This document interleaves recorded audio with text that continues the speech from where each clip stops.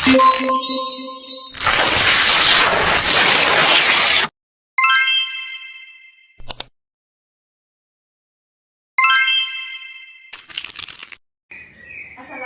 Bu Bidan. Waalaikumsalam Mbak, silakan duduk dulu.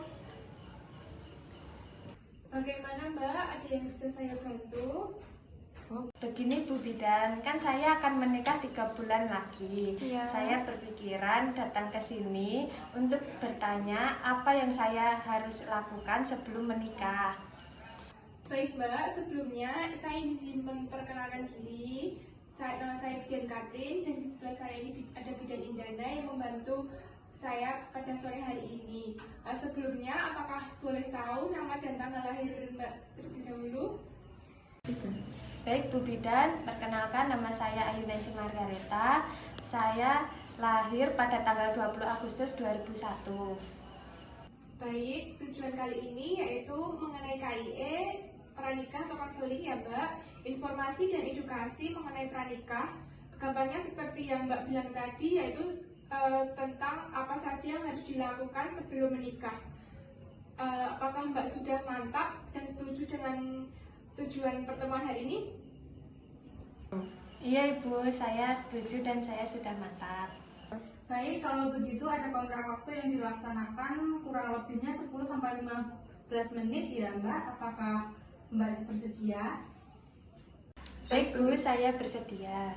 Baik, karena Mbak sudah siap menikah, maka salah satu hal yang harus dilakukan yaitu screening kesehatan ya Mbak. Sebelumnya saya akan memberikan leaflet mengenai screening kesehatan ya Mbak, agar jalannya konseling pada hari ini bisa maksimal. Baik Bu, terima kasih.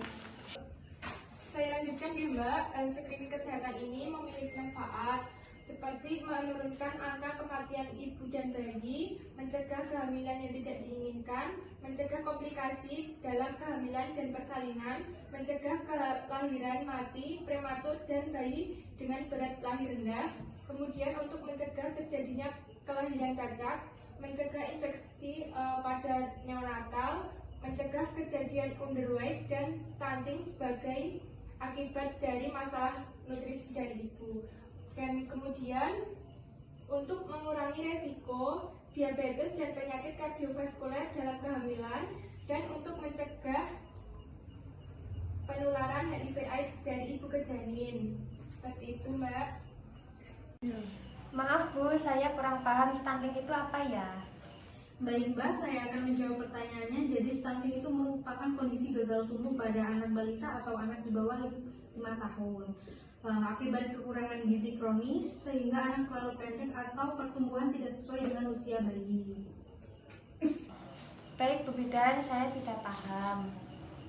Baik, selanjutnya ada pelaksanaan screening pranikah ya Mbak. Yang pertama meliputi pemeriksaan fisik, yaitu pengukuran berat badan, tekanan darah, dan lingkar lengan.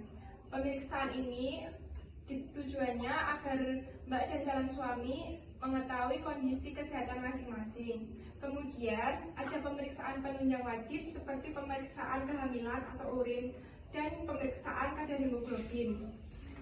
Kemudian ada pemeriksaan rekomendasi.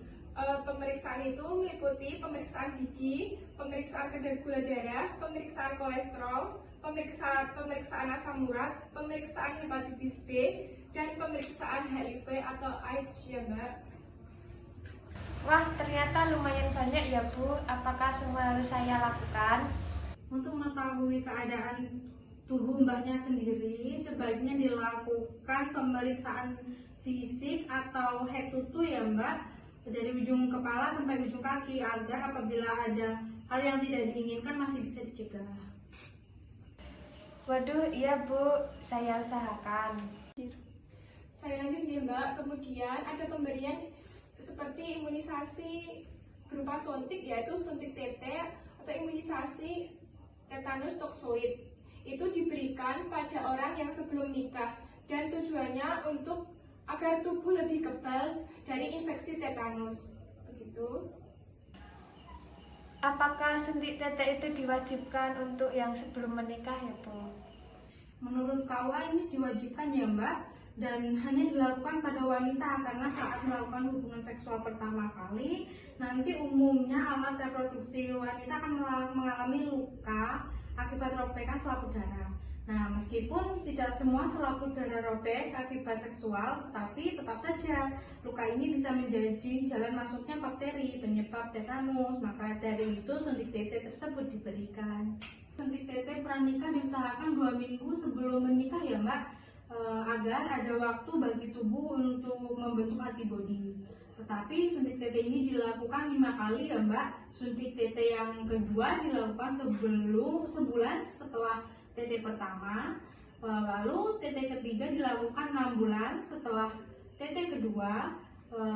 Setelahnya ada TT keempat yang dilakukan 1 tahun setelah TT ketiga, dan terakhir TT kelima yang dilakukan setahun setelah TT keempat. Wah, banyak sekali ya Bu ya. Iya Mbak, hal ini perlu dilakukan untuk melindungi dari tetanus hingga jangka panjang ya Mbak, agar Mbak dan insya Allah calon bayi Mbak nanti terhindar dari penyakit yang berbahaya. Baik Bu Bidan, saya paham. Sebelumnya apakah Mbak mengonsumsi obat-obatan? Tidak ada Ibu. Baik, Mbak kan kesini tadi bertujuan untuk melakukan konseling pranikah ya Mbak. Nah, saya akan mengedukasi tentang Mbak untuk mengonsumsi asam folat, dan asam folat itu mempunyai manfaat mencegah neural tube defects atau NTD dan mencegah kelahiran BBLR pada masa konsepsi nanti. Baik Bu, kalau asam folat itu diminum pada saat apa ya Bu? Baik, kalau memang sudah merencanakan program hamil, sebaiknya asam folat dikonsumsi 2 bulan sebelum menikah ya Mbak. Apakah itu diminum setiap hari ya Bu? Iya Mbak, setiap hari 1 kali ya, boleh pagi, siang, sore, ataupun malam. Yang penting kandungannya sebanyak 400 mg. Nah, dan berhenti minum saat usia kandungan sudah menginjak usia kehamilan 3 bulan ya Mbak. Baik Bu, nanti saya akan lakukan.